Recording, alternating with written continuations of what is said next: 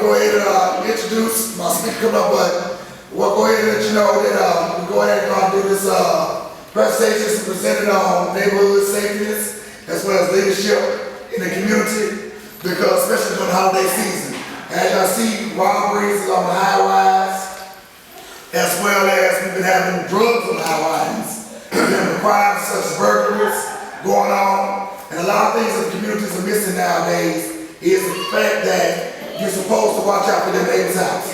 Have my brother's keeper.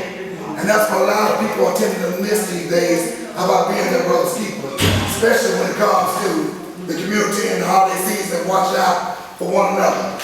Because one thing that is a big problem that I haven't seen going on as I've been patrolling and riding through the neighborhoods most recently is that most key question a lot of people have is, where are your leadership gone? As far as, you know, you used to walk out the street and say, look at your neighbor and say, well, Billy Ray, watch my house for me. Billy Ray will watch your house. If he see anybody walking around the house, you know, he'll quickly call either the police or he'll walk in his simple ass. But now, people ain't want to have the strength and courage to even stop somebody from going in the house because your neighbor might be the one going in there. So we have to make sure that we be on point, that we be on schedule with everything, and that we watch out for each other. Like I said, that starts with leadership. Then in the holiday season as well, up another night, I was at 18. I was pulling my little debit card in. This guy came walking up at the hood on his head. You know, I only got nervous, and I probably started laughing. But then I jumped back, I'm like, nah, let me go get my car. And I set my car down when he got through, then he walked off. So, you know, that's kind of potential too during the holiday season. You know, like I said, crime and robberies on the high rise. So you have to make sure you watch out for each other, be in the right lighted areas, and you be in the right spots. Make sure that you be around people where at least somebody in the public can see you, because even though I know, you know, God, my heart go out to people in Colorado, I'm in Connecticut, where that shooting took place, you know, we try to at least keep crime on the most minimum as possible. And you try to make sure that you walk steady and steadfast and safe. But one of the key things I know we had when I was in the office, in the police academy, they said, you know, you're going to be hated by the community, but time something go wrong, who the first person they call is the police.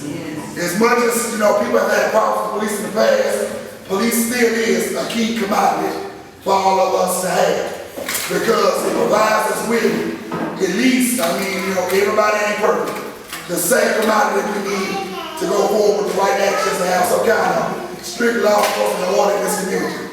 So without further ado, I'm present to you Mr. Otis.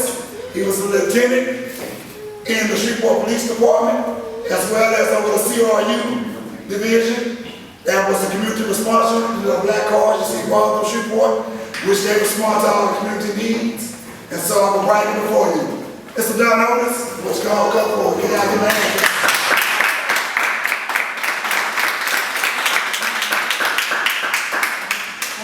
First of all, I'd like to say thank you. I do apologize, my voice is coming back, but the other day I didn't have it at all. I was listening to Updike, and I hope you don't mind me calling him Updike, because that's what I've always called him. He just about said everything that I was going to say, but I am going to recap on it. But again, I'm just done with this. I don't like the titles, but I have 31 and a half years in law enforcement. Started from the bottom, went all the way to the top. But, you know, titles are not important. I am a Christian. I've been in one church for 40 years, one church, Evergreen Baptist Church of Shreveport. That's my membership. But without a lot of talk about me today, I am going to talk about leadership in the community and holiday safety. A lot of things I will say, you've heard them before, but I guarantee I'm going to say it's one thing that you haven't heard. But, and anytime you want to ask questions, feel free to ask me a question. So, and I do use the title that I'm semi-retired, because even though I retired from one job, it appears that I've been working harder in my retirement than I was working when I was working. So again, we're going to talk about leadership in the community and holiday security. And we have to understand what leadership means, first of all, and then we have to understand when I say community, what it means. So I'm going to break it down, and again, hopefully we will have an understanding as to what I'm saying. Hopefully I can stand over here. Can everybody see me and hear me? Okay. Let's take this leadership. When we speak of leadership, leadership is a position of being a leader, first of all. Leadership. It's the action of leading a group of people. When we talk about leadership, and I'll get to it later, but everybody in here is a leader of some form or another. But we have to understand what it is. The community, when we think about a community, we think about where we live, but community is not necessarily that. That is a part of it. But you have a group of men or women leading a common life according to a rule. All right. That's one definition of a community. But then the one I like, and we're going to bring it to the church. If you look, it's religious. It's a group of people sharing a common characteristic. And what do we do at worship? Hopefully, we have ministers sitting here, we come to worship. So this is our community. And I was talking to Ms. Johnson, and I was talking to Miss, okay. And what they said on Mondays they come together and they watch football. But when you come, even though it's about a group of people sharing what? A common cause. Yes. But it's fellowship. Yes. When it comes down to it, the end is fellowship.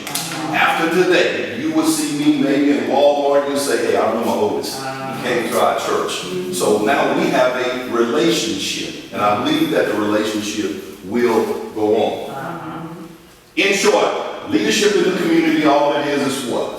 A leader leading a group of people sharing common characteristics. You can call it what you want, you can name it what you want, but in short, that's what it is. We're all on one accord, hopefully.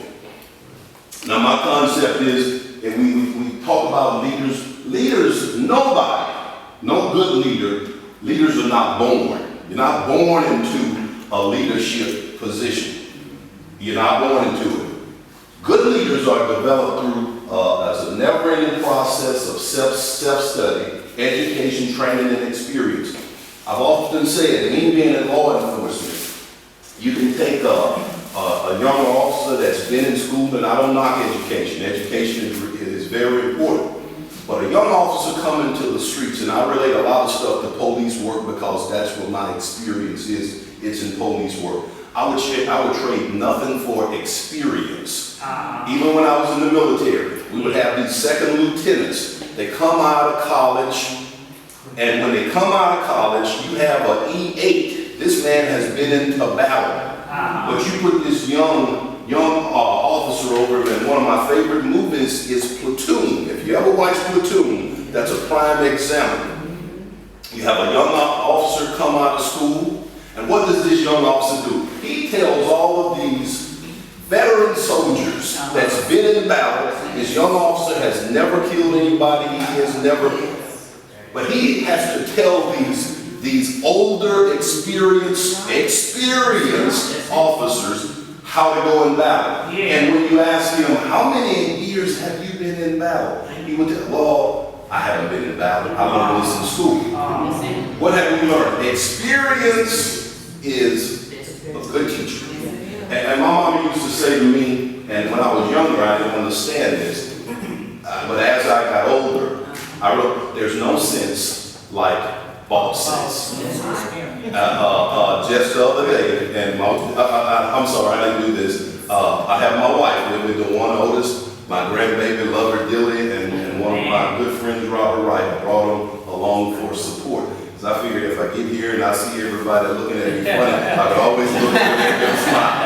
I could always look over there and get a smile. But experience, I would trade nothing for experience. And again, leadership, I said it's learned, but you remember we talked and I said I didn't want to get ahead of myself. And I said every leader has their own values, their belief, their characters, so that's where we differ when it comes to, but it's about the knowledge and skill that we have. Each one of us sitting here has a different level of knowledge, We all have something that we are, you talk about the Dallas Cowboys. Now, when you talk